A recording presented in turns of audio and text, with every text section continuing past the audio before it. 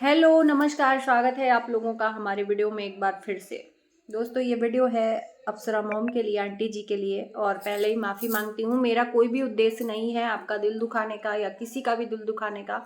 मैं सिर्फ एक ये वीडियो समझाने के पर्पज़ से बना रही हूँ, क्योंकि आप बड़ी हो तो मुझे नहीं लगता कि बड़ों से लड़ना भिड़ना चाहिए। जो बात प्यार से आप समझा सकते हो ना, वो किसी को तू तड़ाका करके देखो। अगर हम छोटे हैं ना, तो इसका ये मतलब नहीं है कि अपनों को, बड़ों को बेइज्जत करके बोलें, है ना। अगर वही बड़े बोल दें तो बुरा होता है, और छोटे उनको चप्पल जूता दिखाएं तो फिर वो सही होता है। तो पहले पोक लोग करते हैं, फिर जवाब मिलता है तो बुरा लगता है। तो ये स्पेशली वीडियो आंटी जी के लिए है कि अगर सामने वाला आपको कुछ बोल रहा है और आप उसके अगेंस्ट में कुछ बोल रहे हो, तो फिर सामने वाले में और आप में अंतर क्या रह जाएगा?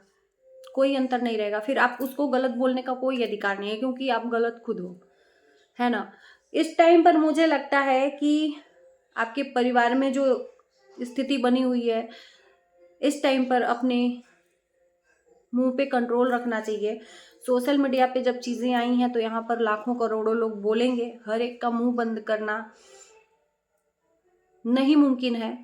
और किसी का भी आप मुंह भी नहीं बंद कर सकते हो जब तक कि आप अपना खुद का मुंह नहीं बंद कर सकते, क्योंकि लोग आपसे यही तो चाह रहे हैं, आपसे यही तो चाह रहे हैं। गाली दें, गलौज दें, कुछ ऐसी बातें बोलें कि उसका बात का बतंगड़ बने, और वही आपके परिवार से हो जा रहा है।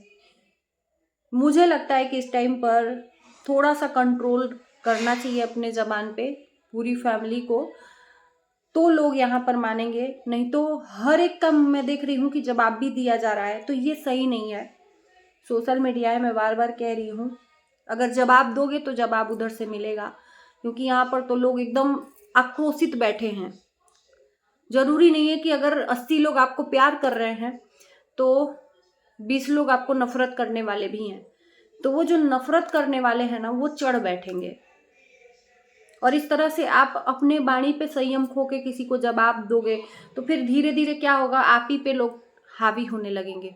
तो जो चीज़ें हो रही हैं, शांति से अपने परिवार में आप लोग कर सकते हो, दूसरों के ऊपर ध्यान न देकर अपने परिवार में, तो हर एक चीज़ें बहुत अच्छे से होंगी। बाकी अगर सोशल मीडिया पर ध्यान दोगे तो फिर अपनी लाइफ पे ध्यान नहीं दोगे। जो चीज़ें, और देखो, गलती तो हुई है, इसमें कोई भी डाउट नहीं है कि गलती नहीं हुई है, 110% अपराध हुआ है। लेकिन इसका ये मतलब नहीं है कि, देखो, एक उंगली अगर ये सड़ जाती है ना, तो इंसान काट के फेंक देता है, लेकिन चोट लगती है तो नहीं काट के फेंकता है ना। तो वही उसी तरह से परिवार का एक अंग है। अगर एक परिवार का सदस्य इस दुनिया को छोड़ के चला जाता है तो वो अलग हो जाता है, सड़ने जैसा। लेकिन चोट लगता है तो उसको फेंकता नहीं है, काट के किसी को जीवित नहीं कोई काट के फेंक देता है, उसको लाइन पे लगाने के लिए बहुत मुमकिन प्रयास करता है। ठीक है, लेकिन आप इस चीज को इस तरह से एग्रेसिव मोड में लाकर अगर बोलोगे तो लोगों को उसका दूसरा ही अलग एक मीन्स निकालेंगे, और फिर आप ही को ट्रोलिंग करने लगेंगे। कर भी रहे हैं इस टाइम पर, और मुझे बिल्कुल अच्छा नहीं लग रहा है। ये नहीं है कि कुछ सिंपैथी के लिए या लगाव, ऐसा नहीं है। मैं, देखो, अपने से बड़े लोगों का ना बहुत रिस्पेक्ट करती हूँ, और इसलिए क्योंकि माँ बाप की इज्जत जब से मेरे साथ हुआ है ना, जो पापा का, उसके बाद से मैंने लाइफ में ये सोचा है ना कि अपनों से बड़े जो माँ बाप है ना, उनकी रिस्पेक्ट करो। हालांकि मेरे पापा तो कभी किसी को बोलते नहीं थे, कभी किसी को बोलते, इतने सीधे थे कि किसी से भी उनका कुछ भी, बच्चों तक से उनका कुछ नहीं था। इसलिए शायद आज बहुत ज्यादा पापा के लिए हमें तड़प है। अगर वो कुछ हम लोग को डांटते, पीटते, मारते बचपन में भी, हम लोगों, मम्मी का हमने डांट खाया है, लेकिन पापा का कभी भी हम लोगों ने डांट मार नहीं खाया है।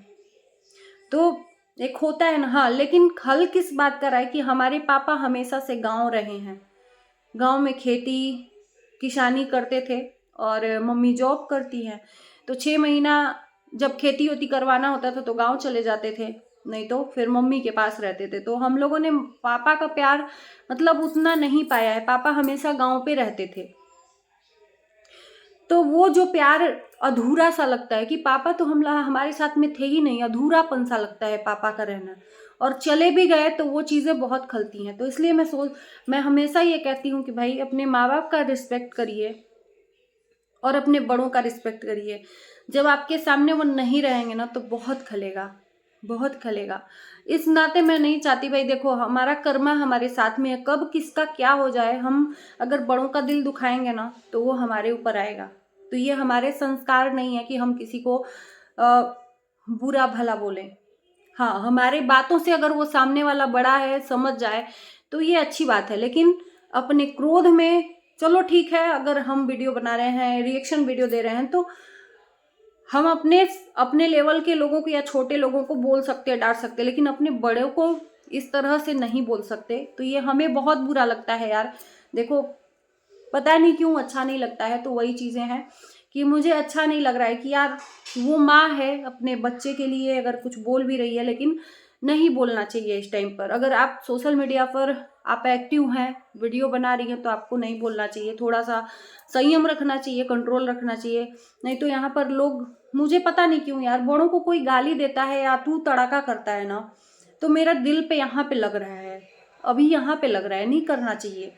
हर इंसान का माँ बाप कभी गलत नहीं होता, मैं तो ये कहती हूँ। और माँ बाप के सामने अगर बच्चों को कोई बेइज्जत करता है, वो बच्चे चाहे जितने भी नालायक हो, नखादे हो, जो भी हो, माँ बाप को लगता है तो पड़ोसियों से लड़ बैठते हैं, पड़ोसियों से झगड़ा कर लेते हैं। तो सोशल मीडिया है, लेकिन आंटी जी से कहूँगी कि मत करिए आप, क्योंकि आपका दूसरा परिणाम ही यहाँ पर उभर के आ रहा है। कहीं ना कहीं आपका जो लैंग्वेज है वो सही नहीं लग रहा है सोशल मीडिया पर।